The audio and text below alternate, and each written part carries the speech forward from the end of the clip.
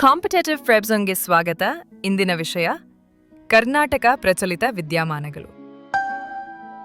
ಮೊದಲನೆಯ ವಿಷಯ 88ನೆಯ ಅಖಿಲ ಭಾರತ ಕನ್ನಡ ಸಾಹಿತ್ಯ ಸಮ್ಮೇಳನವು ಈ ಬಾರಿ ಬಳ್ಳಾರಿಯಲ್ಲಿ ನಡೆದಿದ್ದು, ಈ ಸಭೆಯ ಅಧ್ಯಕ್ಷರಾಗಿ ಶ್ರೀಮತಿ ಭಾನು ಮುಷ್ತಾಕ್ ರವರು ಪಾಲ್ಗೊಂಡಿದ್ದರು.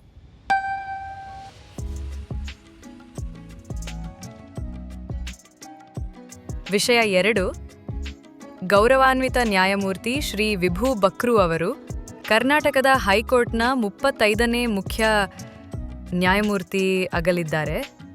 ಇದಕ್ಕೂ ಮೊದಲು ಶ್ರೀ ನಿಲಯ ವಿಪಿನ್ ಚಂದ್ರು ಆಂಜಾರಿಯಾ ಅವರು ಹೈಕೋರ್ಟ್ನ ಮುಖ್ಯ ನ್ಯಾಯಮೂರ್ತಿ ಸೇವೆ ಸಲ್ಲಿಸುತ್ತಿದ್ದರು.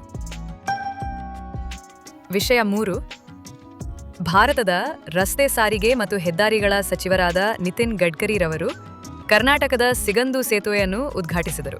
ಈ ಸೇತುವೆಯು ಶರಾವತಿಯ ಹಿನ್ನೀರಿನ ಮೇಲೆ ನಿರ್ಮಿಸಲಾದ ಕರ್ನಾಟಕದ ಅತಿ ಉದ್ದ ಕೇಬಲ್ ಸೇತುವೆಯಾಗಿದೆ.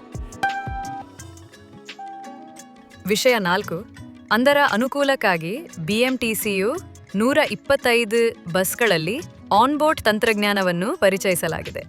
ಇದೇ ಆಗಸ್ಟ್ನ ಅಂತ್ಯದೊಳಗೆ ಒಟ್ಟು 500 ಬಸ್ಸುಗಳಲ್ಲಿ ಈ ತಂತ್ರಜ್ಞಾನವನ್ನು ಅಳವಡಿಸಲಾಗುವುದು ಎಂದು ಸಚಿವರಾದ ರಾಮಲಿಂಗಾರೆಡ್ಡಿಯವರು ತಿಳಿಸಿದ್ದಾರೆ. ಕೊನೆಯ ವಿಷಯ, ಬಮೂಲ್ನಿಂದ ದೇಶದಲ್ಲೇ ಮೊದಲ ಕರಗಬಲ್ಲ ಪೊಟ್ಟಣದಲ್ಲಿ ನಂದಿನಿ